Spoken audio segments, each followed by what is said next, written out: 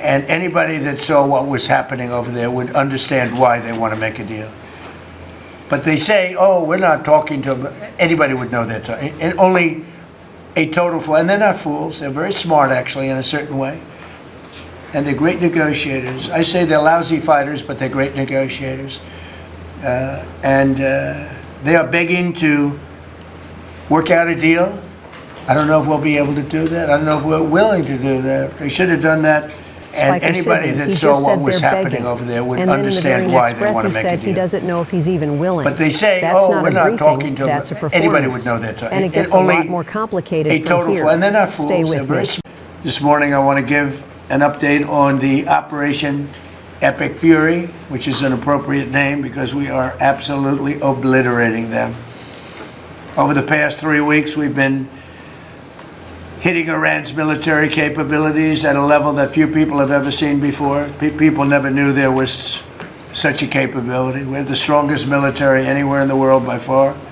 I built it during my first administration, and I used it during my second administration. Unfortunately, because I'd rather not have to use it. But it's a display of force and precision and skill like nothing the world has really witnessed, although you get a pretty good witnessing of it in Venezuela also. And that was a smaller version of what we're doing now. We're crushing their missiles and drone stockpiles, destroying their defense industrial base. We've wiped out their Navy completely, their Air Force completely. We've wiped out a large percentage of their missiles. And the missile launchers, without the launchers, the missiles don't do any good. And we've knocked out probably close to 90% of the launchers, probably more than 90% of the missiles themselves. Between some they fired and more than they fired, we knocked out. We've also destroyed a lot of the factories. We're continuing to do that, but a lot of the factories where they manufacture the drones and the missiles. The drones, too, are way down, but the reason they're down is they go one way and they don't come back, because for the most part we're shooting them down. But we also are able to, we've really done tremendous damage to the places where they make them. And just so we set the record straight, because I've been watching the Wall Street Journal's fake news and all these stories that get printed like, oh, I want to make a deal. They are begging to make a deal, not me. They're begging to make a deal. And anybody that saw what was happening over there would understand why they want to make a deal. But they say, oh, we're not talking to them. Anybody would know that. And only a total fool. And they're not fools. They're very smart, actually, in a certain way. And they're great negotiators. I say they're lousy fighters, but they're great negotiators. They are begging to work out a deal. I don't know if we'll be able to do that. I don't know if we're willing to do that. They should have done that 4 weeks ago. They should have done it 2 years ago. Or they should have done it when we first came into office, because 2 years ago they had free reign under Biden. Sleepy Joe, worst president in the history of our country. When he allowed to happen to our country at the borders, and even with a thing like this. But not just him. Every president for 47 years, every president should have done this. They should have done it a long time ago, because you cannot give lunatics a nuclear weapon, and they would have had a big one. It stopped really when we did the B-2, but even before that, the Barack Hussein Obama, what he did where he gave them the Iran nuclear deal, gave them free will toward a nuclear weapon. Basically, he chose Iran over Israel and others that didn't want him to do it. But I terminated that deal. Had I not terminated that deal, you would have had a nuclear weapon years ago, and it would have been used, guaranteed. And one of the reasons you know about the guarantee is because their neighbors were sort of like bystanders. They weren't involved very much. They didn't choose heavy sides. They didn't want to, because people were concerned with Iran. There was a big black cloud over the Middle East. They were concerned, but all of a sudden the war starts, and they start shooting at these five, in particular, 5 countries. They start shooting at Qatar, Saudi Arabia, UAE, Kuwait, Oman. They start shooting at them, and everybody was shocked, including us. You know why? Because they're sick, and they had a plan to take over the Middle East. And some of those missiles that were shot at them were locked long before we even started this process. They were locked and loaded and aimed at those countries. They wanted to take over the Middle East. But we happened to come along, so it wasn't so easy. So right now their Navy is sunk in the largest elimination of a foreign Navy that has taken place, maybe ever, but certainly since World War II. Their Air Force is gone. Their anti-aircraft and communications capabilities are totally dismantled. And one of the problems they do have when they deal with us is we deal with people and the people aren't able to communicate with anybody else. So, you know, because all of their leadership has been gone. The first level is gone, and they met to pick a new level, and they're gone. They're all gone because they didn't make a deal and because they're sick people. They're really sick. They're really sinister, sick people. And if anybody thinks it was okay to have a group of people like this to have nuclear capability, nuclear weapons, and if we didn't attack with the B-2 bombers, they would have had a nuclear weapon within 2 weeks of that, maybe 4 weeks. But between 2 and 4 weeks, they were planning to have a nuclear weapon. If we didn't hit them at that time with the B-2 bombers, and one of the great air raids in history, maybe the greatest, dark at night, no moon, no light, every single bomb hit its mark and just obliterated that place. So it's now buried deep under earth. And it was an amazing thing, but they would have a nuclear, and they would have used it without question. And you know that because why did they shoot all these countries that weren't even really involved with them? They weren't involved. They had no big problems because they're sick, because they want to take over the Middle East, not just Israel. Certainly Israel would have been the first on their list. They would have used nuclear weapons, a nuclear, you don't need too many of them. But they would have used a nuclear weapon on Israel, and they would have used it on the neighbors. And then they would have come after us. And if we had a weak president, they would have done great damage. But fortunately, you don't have a weak president. I knew what was happening.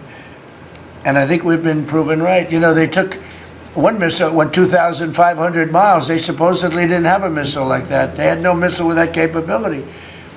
But they shot the now famous Ireland, the island that the UK was very afraid to give us because they didn't want to get dragged in.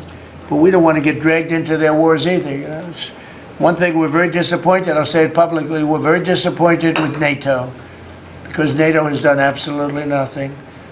And I've always said, 25 years ago, I mean, I was somebody that wasn't a politician, but I was always involved in politics and I understood politics.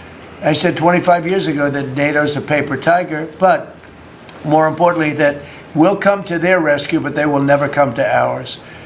And I want you to remember that we said this. They didn't come to our rescue. Now they all want to help. When they're annihilated, the other side is annihilated, they said, we'd love to send ships. They actually made a statement, a couple of them, that we want to get involved when the war's over. No, it's supposed to get involved when the war's beginning, or even before it begins. We had the UK say that we'll send, this is 3 weeks ago, we'll send our aircraft carriers, which aren't the best aircraft carriers, by the way. They're toys compared to what we have. But we'll send our aircraft carrier when the war is over. I said, oh, that's wonderful. Thank you very much. Don't bother. We don't need it. And we don't need it. And we don't need them. Hold on, because I need you to notice what just happened. We went from a nuclear threat to a total military wipeout to NATO being a paper tiger all in one breath, with zero verification, zero numbers from any independent source, and zero pushback in that room. And now watch where this goes next, because this is the part that tells you everything about what kind of briefing this actually was. We estimated it would take approximately 4 to 6 weeks to achieve our mission, and we're way ahead of schedule. If you look at what we've done in terms of the destruction of that country, I mean, we're way ahead. Think of it, they have no Navy, and they had good ships. 154 ships have been shot down and are resting very nicely at the bottom of the sea. And we did that in a matter of less than a week. Because we have the greatest military in the world by far, nobody even close. So we estimated it would take approximately 4 to 6 weeks to achieve our mission. 26 days in, we're extremely really a lot ahead of schedule. The Iranian regime is now admitting to itself that they have been decisively defeated. They're saying to people, this is a disaster. They know it. That's why they're talking to us. They wouldn't talk otherwise. But they're talking to us because they've got a disaster in their hands. They're defeated. They can't make a comeback. We're free to roam over their cities and towns and destroy all of their crazy nuclear weapons and missiles and drones that they're building. And we're doing that. They now have a chance to make a deal, but that's up to them. And they'll tell you, we're not negotiating. We will not negotiate. Of course they're negotiating. They've been obliterated. Who wouldn't negotiate? They are begging to make a deal. We'll see if we can make the right deal. And if they make the right deal, then the strait will open up. Hormuz Strait will open up. And even now, we don't know if there are any mines. You know, they have 22 they call mine droppers. Think of it. Who would have 22 mine droppers? There's a boat that drops mines. Who has 22 mine droppers? Except for people with very evil intention. So every one of those mine droppers has been struck with the same weapon we used to stop drugs from coming into the United States of America. When we hit those boats, it's the exact same weapon, extremely effective. We have unlimited supplies and extremely effective. But they have no more mine droppers. By the way, speaking of drugs, we're 98% down drugs coming in by water, by the ocean, by the sea. 98%. And we're trying to find out who are the 2% because we think they're the bravest men anywhere in the world. Maybe women. But whoever's on those boats is very brave or doesn't watch television. But where drugs coming in by sea, coming in by water, are 98% down. And now we'll stop the drugs coming in by land. The land is the easy one. You had to stop the water. A lot of it came in through the water. Now it's all pinched. And these people are trying to come in by land. And we will, that's it, that's the easy one. But we had to take care of the water first. Nobody's coming in. Virtually nothing is coming in anymore. It was hundreds of millions of dollars a week were coming in by water. But they now have the chance, that is Iran, to permanently abandon their nuclear ambitions and to chart a new path forward. We'll see if they want to do it. If they don't, we're their worst nightmare. In the meantime, we'll just keep blowing them away, unimpeded, unstopped. Well, there's not a thing they can do about it. They can't do anything about it, you know. I tell you, if they could, you'd be hearing about it. You'd be hearing about it. You don't hear anything about it. They can't shoot our jets. We have the best military equipment in the world. No, not even a contest. And you see that with Venezuela. They had other equipment. They didn't have ours. It didn't work. Didn't work. Think of it. We did the situation in Venezuela. It was a great military operation, getting a very, very dangerous man who's killed a lot of people, forced people into our country. Incredible. He emptied his prisons in Venezuela, emptied his prisons into our country, and I hope that charge will be brought at some point, because that was a big charge that hasn't been brought yet. It should be brought. He emptied his prisons into our country and was a major purveyor of drugs coming into our country. And he's now been captured and, I guess be given a fair trial. But I would imagine there are other trials coming because they've really sued him just in a fraction of the kind of things that he's done. Other cases are going to be brought, as you probably know. In the meantime, with Iran, we're going to keep doing what we've been doing, and nobody's a match for the United States, but they're not a match for the United States. It's small potatoes. That's why I'm so disappointed in NATO, because this was a test for NATO. This was a test. You can help us. You don't have to, but if you don't if you don't do that, we're going to remember. Just remember this in a number of months from now. Remember my statements. They have an expression, a great expression, never forget. You can never forget. So as we end threats to America abroad. We're focused here at home on building the greatest economy in the history of the world. Now, before this starts, Okay, let's slow down for a second. Because what you just watched was not a standard military briefing.